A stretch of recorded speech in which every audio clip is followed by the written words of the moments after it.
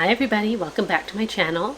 My name is Heather, also known as Rycrafty. Rycrafty is my Instagram handle and the name of the channel. This is my little buddy Conan. He's gonna sleep, probably. He's gonna sleep in my lap while I chat. And I wanted to talk about Me Made May. So my idea or my plan for the channel is a video every 2 weeks, because I've tried 1 week before in previous years when I have done this and then faded out. Sometimes once a week is just too much sometimes.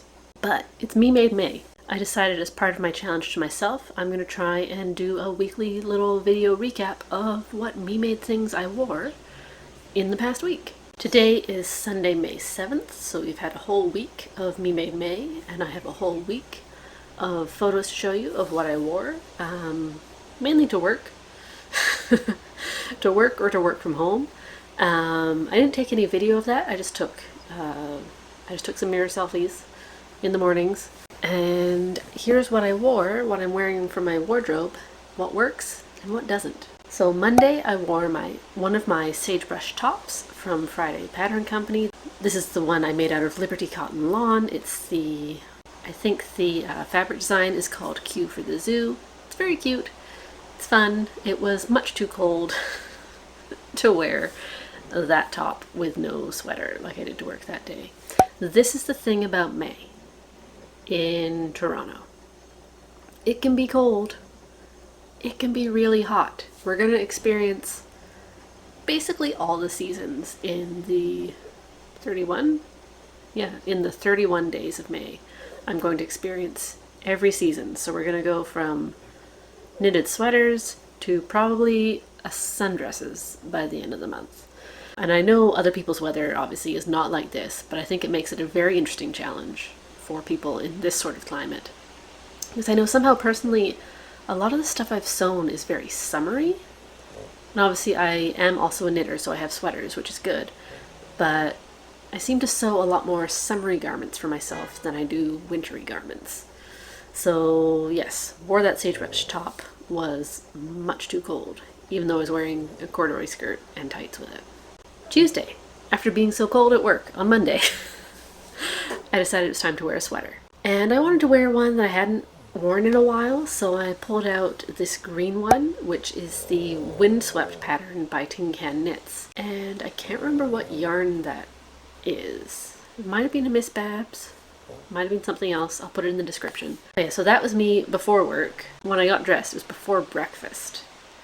And I put on the sweater, and I knew it was going to fit differently than it used to, because I made it in 2013, which is 10 years ago. Now. It was my Rhinebeck sweater for one of the times I went to Rhinebeck. It was too small. Like, I knew it was going to fit tighter, but I purposely wore high-waisted pants, because I knew that by stretching it more this way, it would lose length. So I wore a high-waisted pair of work pants and a t-shirt, and then I put the sweater on, and I could have dealt with the feeling around my middle, because it wasn't like super tight, but I could tell that it was stretched. The problem was in the armpits. Like, partly where that lace panel goes, and I think partly just probably picking up the armpit stitches later, that was tight. Like, that was tight and uncomfortable enough that I wore it for probably like 10-15 minutes in the house while I was eating breakfast. And then it was time to leave to go to work, and I thought, I can't do this. I can't do this all day.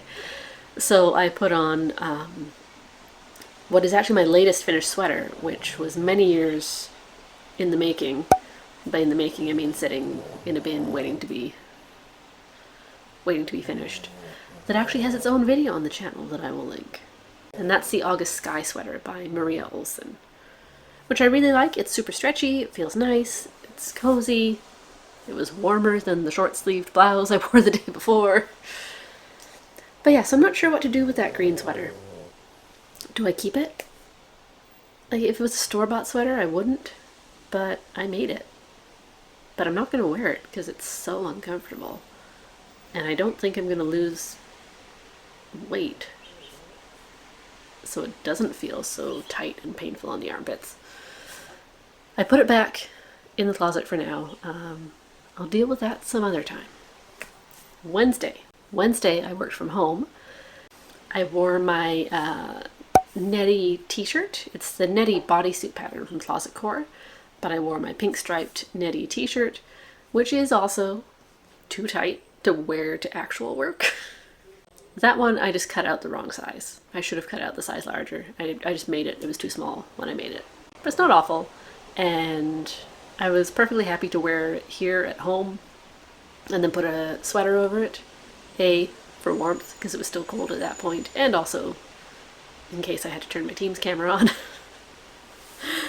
But yeah, it's something I'm comfortable wearing at home, but wouldn't wear into the office where I might have to take off my sweater when there were people around.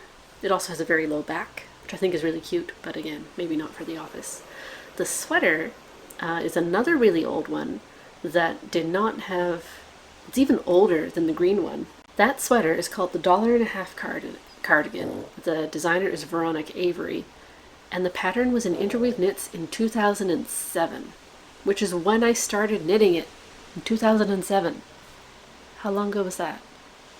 14 years? No. 16 years? 16 years!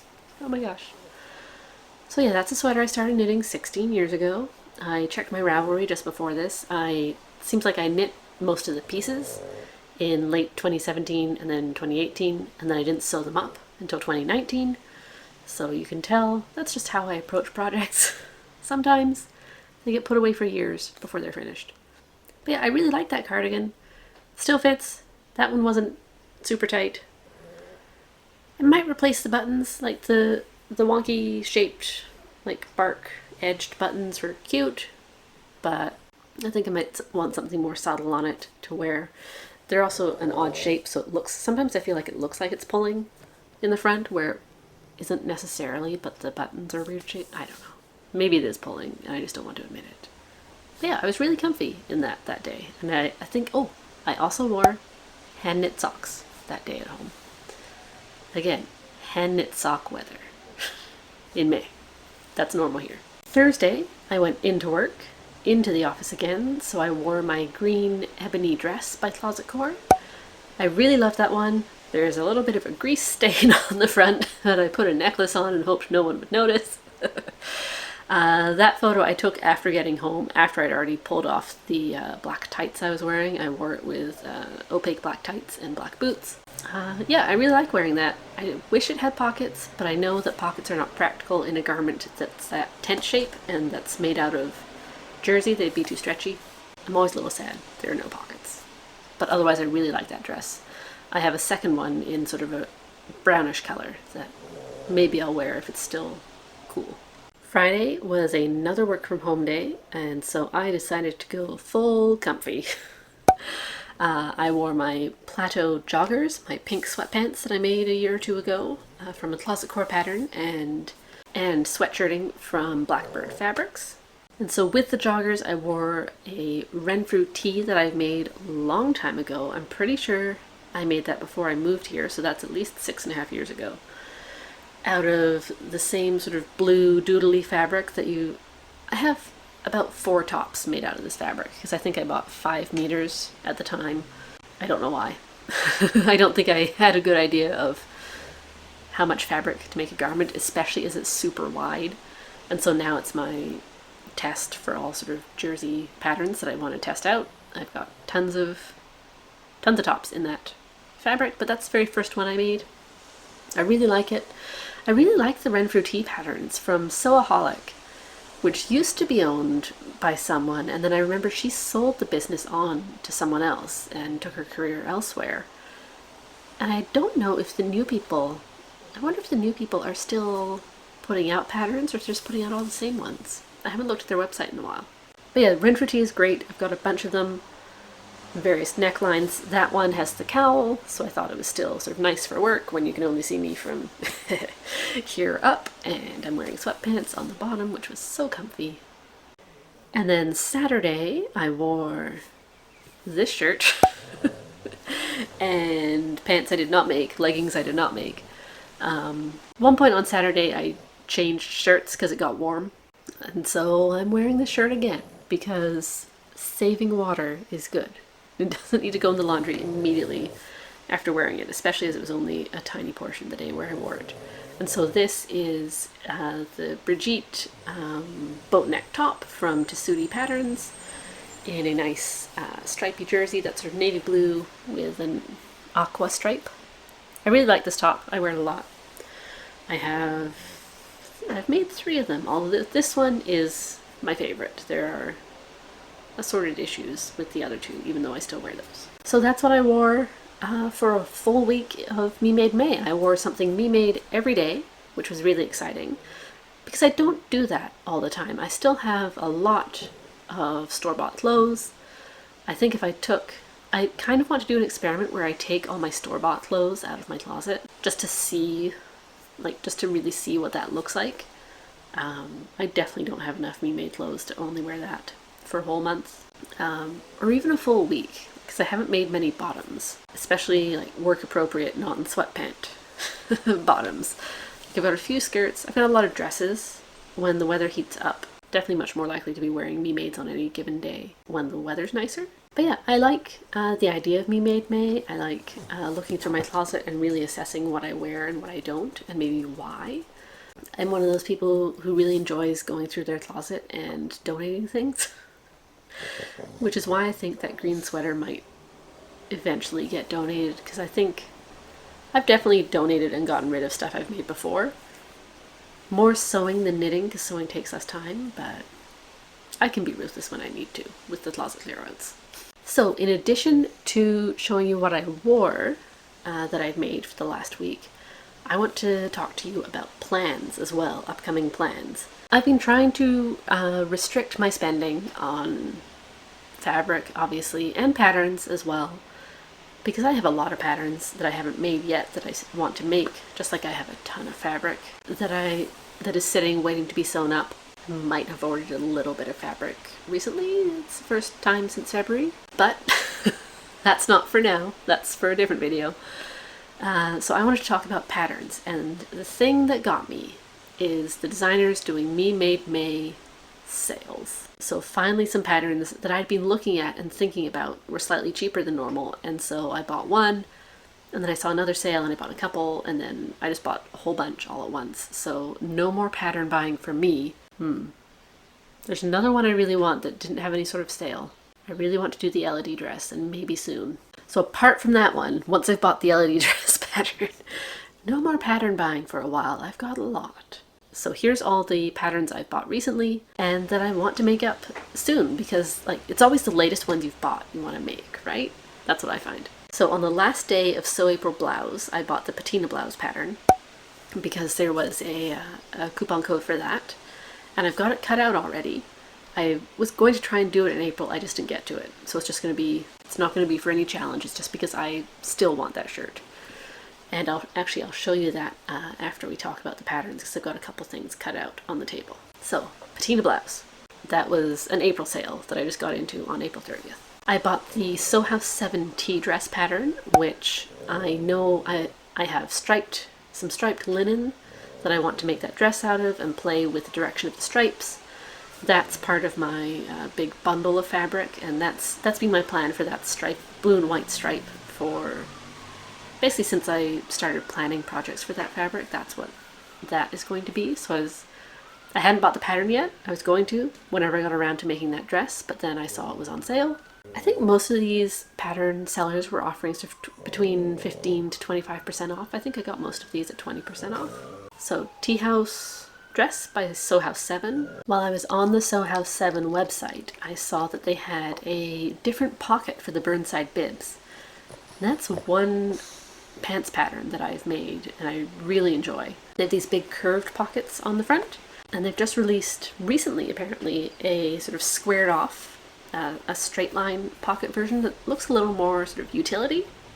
So that was free, but I sort of added that to my cart at $0 at the same time so I could get that. Maria Olsen, who I don't think I had heard of before as a pattern designer, I saw somewhere that they were having a sale, so I thought, ooh, what's on sale? And she actually had something that I've been looking for, which is a sort of faux wrap jersey top. There's no ties to tie, but it's just a t-shirt, it has a v-neck because each front piece goes like that. I have some jersey that I really want to make that type of top out of. I have tops that I've owned in the past that are like that, and for some reason I was finding it really hard to find a pattern for that sort of top, because I don't want an actual wrap that you are then tying and fiddling with. I just want the t-shirt that you just pull on and it looks like that. So that's the LEO top that I bought from Maria Olsen. Then I went to Chalk and Notch. Yes, I'm still going on this. There's a lot. I went to the Chalk and Notch website. I bought the Marcel dress, which is a big tiered maxi dress pattern. I mean, there's also so shorter lengths and I think even a tank top included as the pattern, but I think I'm thinking about the big maxi dress. Again, for some of my big, it's all there behind the couch, which is why I keep pointing. But that's for some of the fabric from my big bundle of fabric that I have a lot of, so honestly something tiered like that is going to be really great to use up some of that fabric. So I knew I already wanted that one. I think that one shows up in my plans video for all that bundle of fabric. But then I also saw the Victory tank pattern, which just looked cute, and then because I was already on a buying spree, I just added it to my cart and bought it. And so that one is a tank top for woven fabrics with a nice sort of U-neck, and then the other option has a couple sort of just fun straps in the neckline, which I thought was really cute. No plans for that one yet. I think it would be great to make out of leftovers. Like, it's just a tank top, so the pieces can't be too big. So I think I'll probably be able to squeeze it out of various leftovers of things as I'm sewing this summer. Then True Bias was having a sale, and very, very late on the bandwagon, I bought the Lander Pants pattern, which was all over sewing Instagram a few years ago, I feel. And I do want to try and make more pants for my wardrobe, and because it was on sale, I bought that pattern, which is written for a button fly. And then I also bought, there's a little expansion, which I think is normally $6, with zipper fly instructions. So now I've got that in my arsenal. I just need to try and actually make some pants. And then the last pattern I bought, which wasn't in that, like all that I bought in a spree. I'd found a post where someone had listed all the sales that were happening for Me Made May, and I just went down the list and I bought a bunch of things.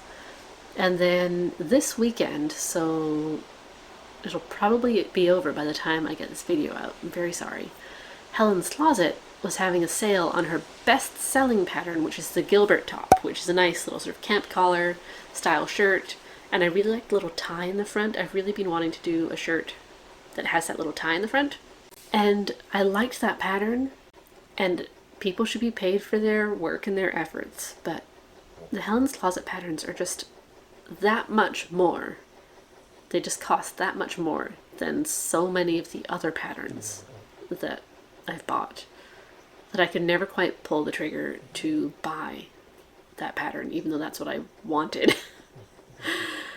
But just randomly this weekend, I saw an Instagram post. She said it's their best-selling pattern, and just for this weekend it was 30% off. So I bought it because that sort of brought it down to the price that didn't make me think twice and stop myself buying it. Probably should have after buying all those other patterns. Really didn't need anything more. But yeah, I'm glad to finally have that in my pattern library. And that means I can make it up out of one of the many, many pieces of fabric that is surrounding me in this little apartment. And hopefully now that I have, how many? 7 new patterns? Hopefully I actually sew some things and get some of that fabric out of places.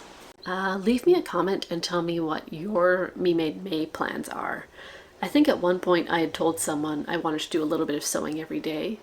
Have not done that. I have thought about sewing every day. I've bought a lot of patterns. I've put together some patterns. I've cut some stuff out. So I've done sewing related things. Have not sewed a stitch yet. What have you done?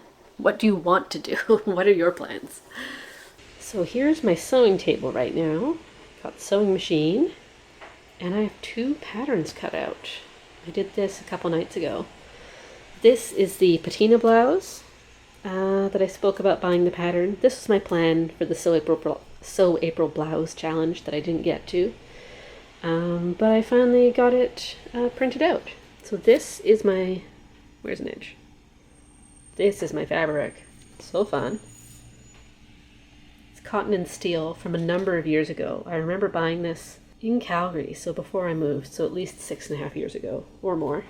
I only had 1.5 meters, and the pattern takes more, and I couldn't finagle all the pieces on. So I got out this is the collar, which I'm going to do in black, because this has that nice black background, which I think will look really nice. This is some random, I don't know what, that was in my stash cupboard. So I pulled it out, I measured it, I think it was 2.5 meters. I only wanted to cut these collar pieces out of it. This is the same, it's just, this is the interfaced side. I only wanted to cut the collar pieces out, but then I had this big piece of black fabric out on my cutting table, and I thought, you know what would be really cool? Another pair of Burnside Bibs overalls, but in shorts. So I cut that out the same night I cut this out. So the 2.5 meters wasn't quite enough for the full Burnside Bibs. It wasn't wide enough for me to get both legs on, but I didn't want to do the full length leg. So this is a shorts version. What I cut out, I think, is about, I added 5 inches below the big front pockets, and I think I'm probably going to end up cutting a lot of that off when I hem, but I just wanted to have that room to play once I've put them together and done everything but the shorts hem, then I can get them exactly where I want. And this is leftover mystery black fabric. It's definitely very floaty and flowy. It'll be great for the Burnside Bibs. Don't know where I got it from, what it's made of. Feels like some sort of rayon or viscose. It's got a twill weave. It's a big mystery. I'm really excited about both these things, and hopefully I actually touch the sewing machine and actually do something about it soon. So yeah, if you've enjoyed this video, please consider giving a like and a subscribe. It'll be great to see you back here next time. Next week, we'll see what other Me Maids I've worn, what I rewear, and maybe, hopefully, I'll have a couple new garments to put into rotation by the end of next week. Bye!